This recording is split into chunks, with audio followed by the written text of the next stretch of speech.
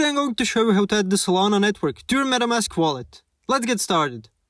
First, make sure you have Metamask installed and set up. If you don't have a wallet yet, go ahead and import or create one.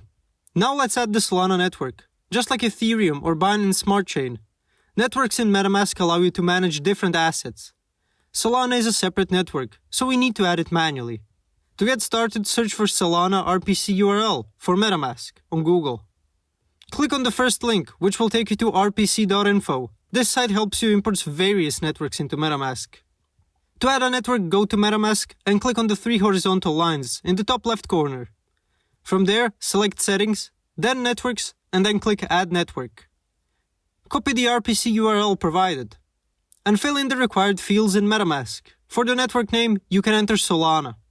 Paste the URL from rpc.info. For chain ID, use 0, or leave it blank if not provided. Copy the Block Explorer URL. Once you've filled in these details, click Save. Thanks for watching. If this video was helpful, please like and subscribe to our channel for more tips and tutorials. See you next time.